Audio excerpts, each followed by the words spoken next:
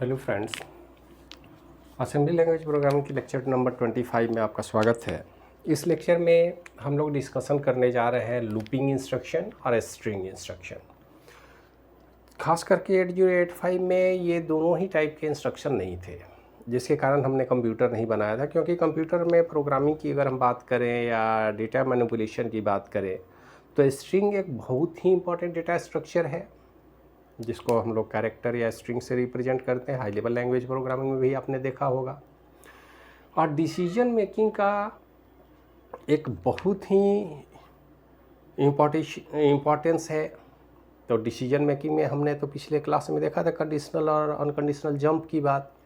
लेकिन अगर किसी भी एक्शन को रिपीटिशन की ज़रूरत हो, इटरेटिव स्टेटमेंट की बात है, जो वहाँ पर एक ही तरह के काम को बार बार रिपीट करना होगा, तो वहाँ के लिए इम्पॉर्टेंट है हमारे पास लूपिंग।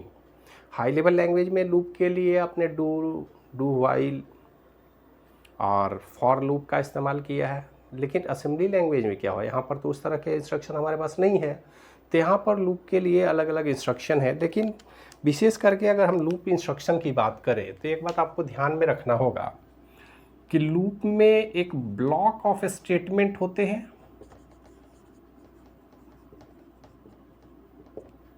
और इस स्टेटमेंट को रिपीट करना होता है हमको। और करने के लिए एक काउंटर की ज़रूरत होती है, जो ये काउंट कर सके कि कितने टाइम रिपीट होगा।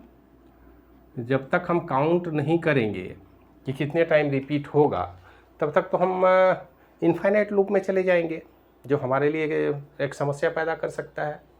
तो हम इनफाइनाइट लूप में नहीं जाएं, इसके लिए हमको काउंटर की ज़रूरत होगी। तो इंस्ट्रक्शन लूपिंग की जब भी बात होगी तो ये दोनों ही स्टेटमेंट होंगे। और यहाँ पर लूप स्टेटमेंट में यहीं पे हम स्टेटमेंट की बात करते हैं लूप, और कितने टाइम, तो ये काउंटर से डिसाइड होगा कि कितने टाइम। ये दोनों ही स्टेटमेंट होने चाहिए, तभी आप लूपिंग को परफॉर्म कर पाएंगे। तो यहाँ पर हमारे पास जो असेंबली लैंग्वेज में इंस्ट्रक्शन है वो है, सबसे पहला स्टेटमेंट तो डायरेक्ट है loop through a block of instruction. यही ब्लॉक ऑफ इंस्ट्रक्शन है until CX is 0। CX 16 bit का रजिस्टर है, आप जानते हैं। एक्यूमुलेटर, बेस और C, ये है H, ये है L, और ये दोनों को अगर हम कहें तो एक साथ बोलते हैं CX रजिस्टर 16 बिट रजिस्टर है। इसका मतलब है 16 बिट रजिस्टर का मतलब क्या हुआ, नंबर काउंटिंग की अगर हम बात करें तो 65,536 टाइम की बात होगी, जो 0 से 535 तक जाता है। तो इतना बड़ा लूप हम क्रिएट कर सकते हैं इन असेंबली लैंग्वेज डायरेक्ट कंप्यूटर के CPU के प्रोसेसर पर। लेकिन अब एक बात हमको ध्यान में रखना होगा कि इतने अधिक लूप की ज़रूरत तो हमें है नहीं। हम जब भी अगर छोटे मोटे प्रोग्राम की बात करें तो हम जानते हैं कि लूप का मतलब ये होगा कि यहाँ पर अगर हम सीधे सिंगल रजिस्टर की बात कर लें, इसमें कोई नंबर हम डाल देंगे, मान लेते हैं 10 टाइम लूप्स चाहिए, तो 10 हमने कर दिया। और इस स्टेटमेंट के साथ एक और स्टेटमेंट निश्चित रूप से जुड़ा होगा, जिसको हम DCR या INX, मतलब डिक्रीमेंट या इंक्रीमेंट करेंगे लूप को। चूँकि हमको जितने टाइम तक जाए अप टू मार्क हम जा सकें, तो 3 काम होगा। एक तो लूप का स्टेटमेंट ब्लॉक की हम बात करेंगे। ये यहाँ पर हमने ब्लॉक बना दिया। ये ब्लॉक कितनी बार होगा इसके लिए हमने काउंटर सेट कर दिया, और उस काउंटर को हर स्टेप में इंक्रीमेंट या डिक्रीमेंट करेंगे। मतलब 0 to 10 की अगर हम बात करें तो 0 से 10 टाइम की बात होगी तो 9 तक ही जाएंगे। 16 टाइम की बात होगी तो 15 तक जाएंगे। ये तो सिंपल सा स्टेटमेंट है जो हाई लेवल लैंग्वेज में भी हम लोग करते आए हैं। इंडेक्सिंग का भी कॉन्सेप्ट इसी पर काम करता है, तो उसकी बात हम यहाँ नहीं करेंगे। हम सीधे ये देखेंगे कि एक ब्लॉक ऑफ स्टेटमेंट को लूप इंस्ट्रक्शन के थ्रू प्रोसेस किया जा सकता है। शर्त ये है कि इसमें बताना पड़ेगा कि काउंटर स्टेट 0 जब तक नहीं आ जाए। इसका मतलब है कि हमारा लूप का जब भी स्टेटमेंट हम चलाएंगे तो लूप में हम पहले जैसे 10 किए और फिर धीरे धीरे यहाँ पर डिक्रीमेंट करते जाएंगे और डिक्रीमेंट होते होते एक समय आएगा जब ये हो जाएगा 0 और 0 होने के बाद लूप से हम बाहर आ जाएंगे। यही सिंपल सा कॉन्सेप्ट है लूपिंग का। तो लूप में देखिए क्या क्या कंडीशन है। पहला तो डायरेक्ट लूप है, दूसरा है loop through a block of instruction until, अब यहाँ पर दो स्टेटमेंट की बात हो रही है, जीरो फ्लैग को भी हम कंडीशन में मेंटेन कर रहे हैं, मतलब जीरो फ्लैग और काउंटर जीरो नहीं भी है तब भी हम लूप को टर्मिनेट कर सकते हैं according to the condition of zero flag. मतलब दो कंडीशन हमको देखना होगा, हमको जीरो फ्लैग अगर सेट हो जाए, रिजल्ट जीरो आ जाए तो आप टर्मिनेट कर दीजिए, उसके बाद जाने की ज़रूरत नहीं है।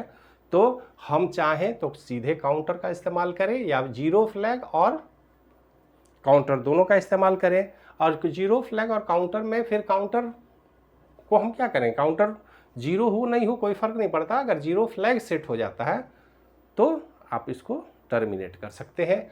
तीसरा इंस्ट्रक्शन है same instruction, loop through a block of instruction while zero flag is zero. यहाँ पर जीरो फ्लैग 1 सेट और जीरो फ्लैग रीसेट की बात कर रहा है। दोनों ही स्थिति में काउंटर बिट को जीरो करने की ज़रूरत नहीं है, काउंटर कहीं भी हो, क्योंकि काउंटर होना जरूरी है, क्योंकि सीक्वेंस में इंक्रीमेंट या डिक्रीमेंट तो काउंटर ही होगा, जीरो फ्लैग अब नहीं होगा। लेकिन एक एडिशनल कंडीशन हमने जीरो फ्लैग का लगाया कि ठीक है काउंटर अपना चलता रहेगा, लेकिन अगर जीरो फ्लैग सेट हो या इस केस में जीरो फ्लैग रीसेट हो तब भी आप टर्मिनेट कर सकते हैं लूप से।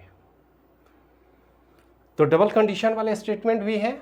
और JCXZ jump to target instruction if counter is zero, क्योंकि अब देखिए जब भी लूप की बात होगी तो कहेंगे लास्ट स्टेटमेंट पर हम आ गए CX 0, तो ये जब जीरो आ जाए तो फिर क्या करें, तो फिर तो हमको इससे बाहर जाना होगा। तो बाहर हम कहाँ मूव करेंगे, तो टारगेट इंस्ट्रक्शन, जो भी टारगेट होगा हमारा, टारगेट इंस्ट्रक्शन क्या होगा, उसका एड्रेस होगा, एक्चुअली ये तो इंस्ट्रक्शन पॉइंटर में होगा, तो इंस्ट्रक्शन पॉइंटर से हम अपने मेन प्रोग्राम में वापस आ जाएंगे। अगर हम लूपिंग में चले जाते हैं तो प्रोग्राम के नेक्स्ट स्टेटमेंट पर मूव करने का सबसे आसान तरीका है JCNXZ। तो जंप में अनकंडीशनल, अरे लूप में unconditional loop, condition zero flag set, condition zero flag reset और फाइनल टर्मिनेशन ऑफ लूप, ये चार स्टेटमेंट है।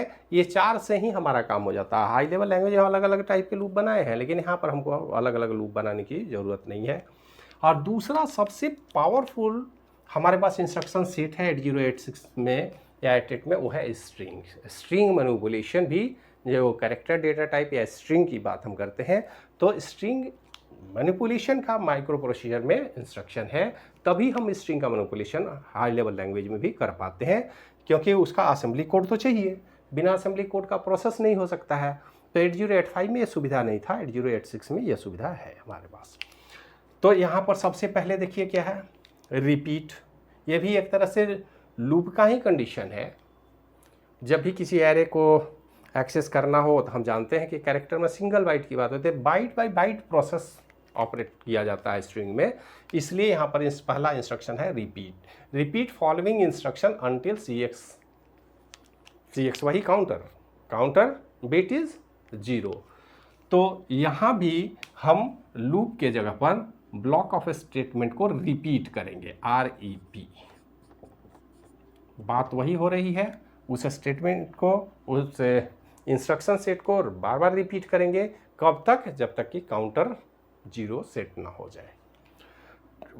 फिर REP, यहाँ लूप में लूप E और लूप Z था, यहाँ पर REP E और REP Z, अगर एक को याद रखते हैं तो दूसरा आसानी से याद हो जाएगा। Repeat following while zero flag set and counter is not equal to zero, same वही REP NE not set on zero, zero flag reset होगा और काउंटर जीरो नहीं भी है तब तक रिपीट कीजिए।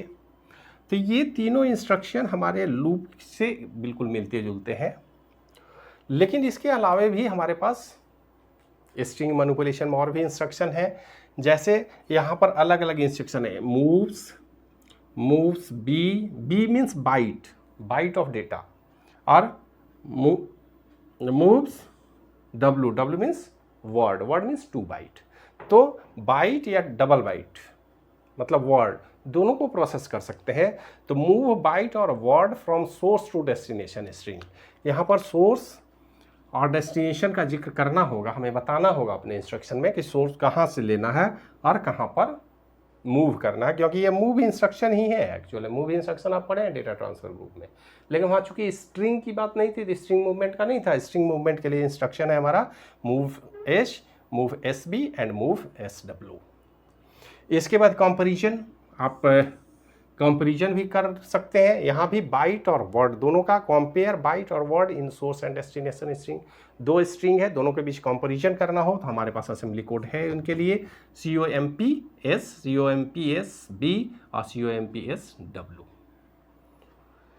इसके बाद अगर स्ट्रिंग को कहीं स्टोर करना हो, लोड और स्टोर का इंस्ट्रक्शन है LODS, LODSB, LODSW, load string byte to AL और स्ट्रिंग वर्ड टू AX। हम जानते हैं कि अगर स्ट्रिंग बाइट में होगा तो A जो हमारा एक्यूमुलेटर है, एक्यूमुलेटर तो दो पार्ट में बटा हुआ है L और H में, तो अगर केवल बाइट की बात होगी तो हमेशा सिंगल बाइट यहाँ होगा, और वर्ड की बात होगी तब तो दोनों की बात होगी, तो इसी को हम बोलते हैं AX। X मीन्स H और L दोनों। तो बाइट हमेशा लो ऑर्डर में होगा, तो load string byte to AL, मतलब कहीं पर डेटा स्ट्रिंग है सिंगल बाइट, उसको A के लो ऑर्डर रजिस्टर में स्टोर करना है एक्यूमुलेटर के लो ऑर्डर में, या स्ट्रिंग को लोड करना है कंप्लीट एक्यूमुलेटर में 16 बिट में। उसी तरह अगर एक्यूमुलेटर के स्ट्रिंग को कहीं रखना हो मेमोरी में तो स्टोर बाइट इन AL और word in AX to string. तो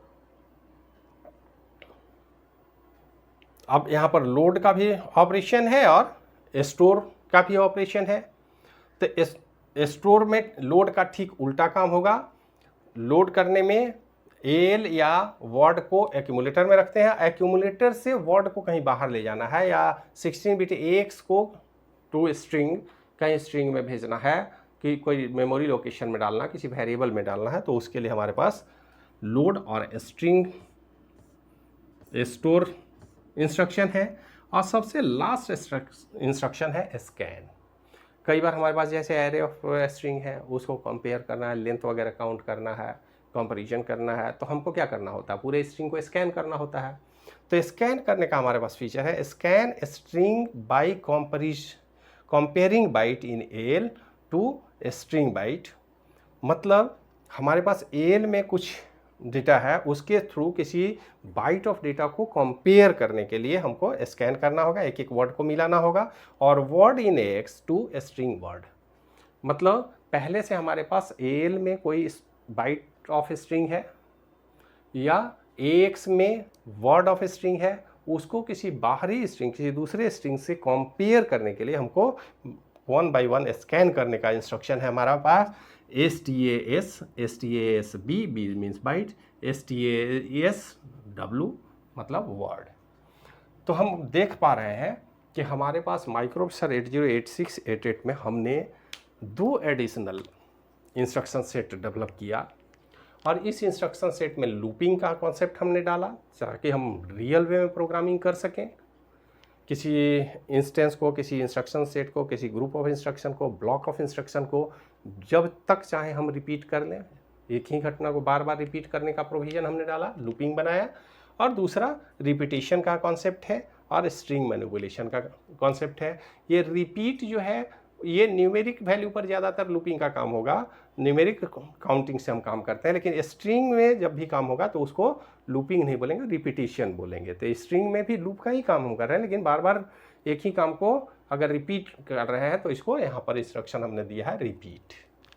तो repeat, compare, move, load, store and scan, इतना काम हम स्ट्रिंग का कर सकते हैं। मतलब स्ट्रिंग को बार बार किसी स्ट्रिंग की रिपीटेशन कर सकते हैं, स्कैन कर सकते हैं, लोड कर सकते हैं रजिस्टर में, स्टोर कर सकते हैं रजिस्टर से, कंपेयर कर सकते हैं और मूव कर सकते हैं। तो इतना ही काम हमको करने की ज़रूरत है। बाकी का सारा इंस्ट्रक्शन तो हमारे पास ऑलरेडी अरिथमेटिक ऑपरेशन वगैरह है, लेकिन यहीं से चूँकि ये सारे ऑपरेशन देख रहे हैं आपके मूव या कंपेयर, लोड, स्टोर, स्कैन, ये सब special group of instruction string के इंस्ट्रक्शन में रखा गया है। इसके कारण से ताकि डायरेक्ट इस पर इंस्ट्रक्शन अरिथमेटिक ऑपरेशन भी परफॉर्म नहीं कर सकते। ये स्पेशल टाइप के डेटा टाइप है, स्पेशल डेटा है, जिनके ऑपरेशन के लिए भी हमको तरीका बदलना होता है। और अपने प्रोग्रामिंग में इस बात का विशेष हम ख्याल रखते हैं ताकि हम प्रोग्रामिंग में कंप्यूटर को बता सकें कि हमारा ये ऑपरेशन है ये स्ट्रिंग डेटा टाइप पर ऑपरेट होगा, न कि किसी न्यूमेरिक मतलब इंटीजर फ्लोट की बात हम नहीं कर रहे हैं। तो ये बेसिक इंस्ट्रक्शन है जो माइक्रोसर 8086 के असेंबली कोड में इस्तेमाल किए जाएंगे, और इस इंस्ट्रक्शन को ध्यान में रखना होगा, तभी आप असेंबली लैंग्वेज प्रोग्रामिंग में आगे बढ़ पाएंगे। तो इस वीडियो में इतना ही, मिलते हैं नेक्स्ट वीडियो में, तब तक के लिए धन्यवाद।